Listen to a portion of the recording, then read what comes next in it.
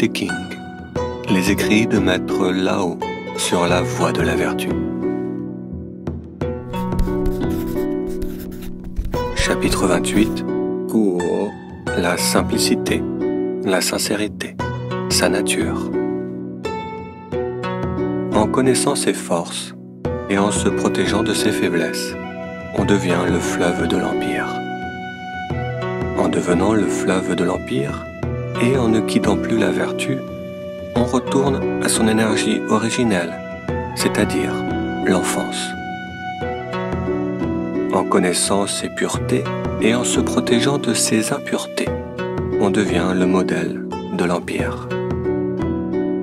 En devenant le modèle de l'Empire et en n'ayant pas une vertu outrancière, on retourne vers la constance, c'est-à-dire qu'on n'a pas d'extrême. En connaissant l'honorabilité et en se protégeant de la honte, on devient la vallée de l'Empire. En devenant la vallée de l'Empire et en gardant une vertu suffisante, on retourne vers la simplicité et la sincérité, c'est-à-dire sa nature. Par la simplicité et la tranquillité, on contraste avec l'habileté des manipulateurs. L'homme saint se sert de lui-même et il contraste avec ceux qui comptent sur les autres. C'est pourquoi sa grande œuvre ne peut être détruite. Chapitre 29. Tien, le général. Si un général souhaite prendre la conduite de ce monde et ainsi le changer, je remarque qu'il n'y arrive pas. Le monde est une création divine. On ne devrait pas le changer. On ne devrait pas le saisir. En agissant dessus, on cause sa perte. En la saisissant, on la pervertit. C'est pourquoi, de toutes choses, il est possible soit d'aller au-devant d'elles, soit de les suivre. Il est possible de les envier ou d'y renoncer. Il est possible de les rendre meilleurs ou bien de les pervertir. Il est possible de les posséder ou sinon de les détruire. De là vient que l'homme saint s'enlève les excès. De là vient que l'homme saint s'enlève la démesure. De là vient que l'homme saint s'enlève l'arrogance. Chapitre 30. Guo, le fruit. C'est par la voie, le Tao, qu'on aide l'homme qui marche à devenir le Seigneur des hommes. Ce n'est pas par la violence des soldats que l'on aide l'Empire. De ses actes, il sera rétribué. Là où séjournent les troupes, on voit apparaître des épines et des ronces. À la suite des grandes guerres, il y a nécessairement des années de disette. L'homme vertueux cause le fruit et déjà, il n'ose le prendre par la force. Il cause le fruit et ne le regrette pas. Il cause le fruit et ne se vante pas. Il cause le fruit et ne s'en enorgueillit pas. Il cause le fruit et ne se l'approprie pas. Il cause le fruit et ne le force pas. On dit que les choses robustes contrastent avec les choses usées. Quand les êtres sont arrivés à la maturité, ils vieillissent. Cela s'appelle ne pas imiter la voie. Celui qui ne prend pas pour règle la voie ne tarde pas à périr. Chapitre 31. Tso, la gauche. Celui qui est un homme excellent n'utilise pas les armes, car elles sont source de malheur. Dès lors, celui qui possède le Tao ne s'y attache pas. L'homme honorable prend pour règle de valoriser la gauche. L'homme qui utilise la force prend pour règle de valoriser la droite. Celui qui utilise la force utilise les armes pour son malheur. Ces armes font de lui un homme de peu de valeur. On ne devrait s'en servir que lorsqu'on en peut s'en dispenser. On devrait se servir en premier rang du calme et de la neutralité. Le vainqueur cause l'horreur. Il se trouve splendide et se réjouit en tuant les hommes. Un tel être qui aime à tuer les hommes ne peut réussir éternellement à régner sur l'Empire. Dans les événements prospères, on préfère la gauche. Dans les événements malheureux, on préfère la droite. Le général en second occupe la gauche. Le général en chef occupe la droite. Je veux dire qu'ils sont placés ainsi lors des rites funéraires.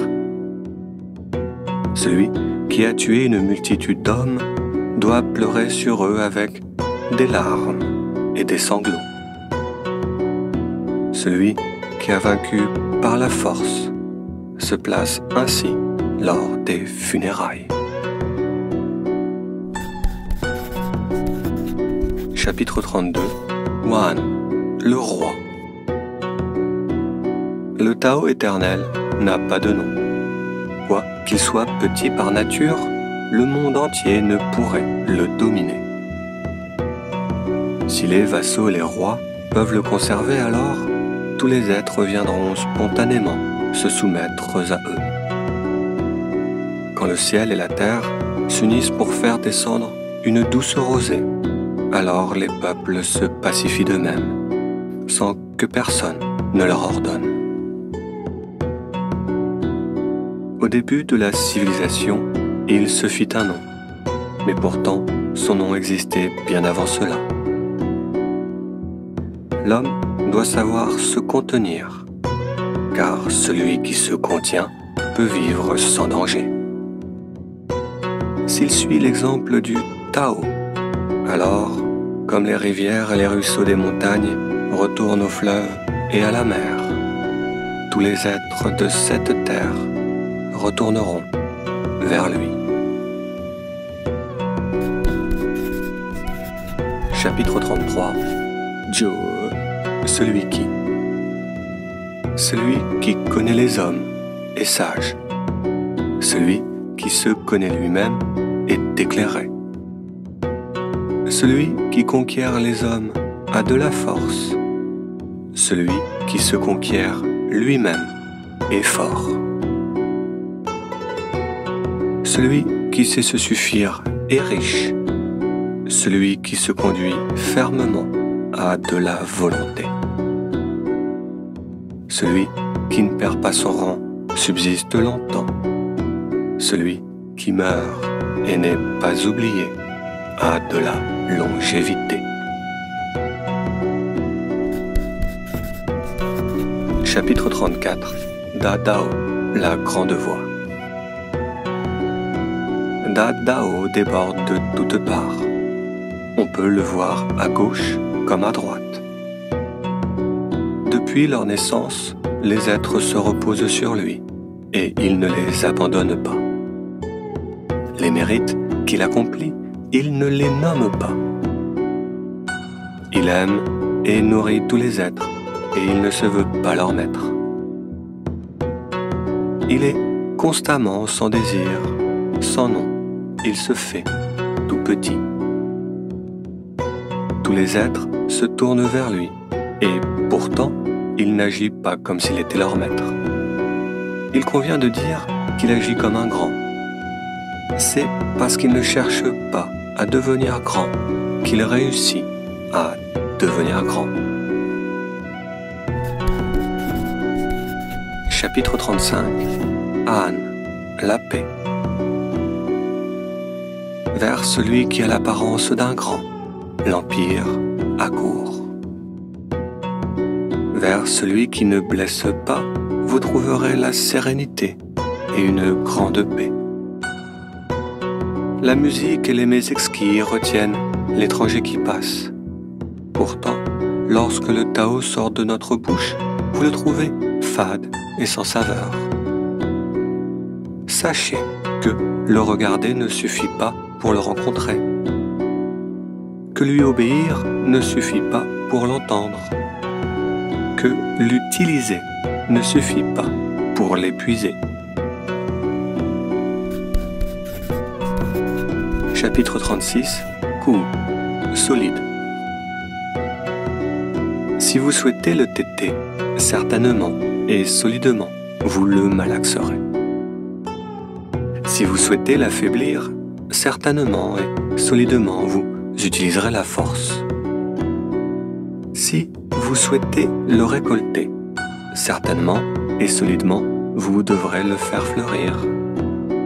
Si vous souhaitez l'obtenir, certainement et solidement, vous y participerez. Cela s'appelle le clair-obscur. De même que le ferme sera vaincu par sa négligence, le fort sera vaincu par sa faiblesse. C'est pourquoi je dis,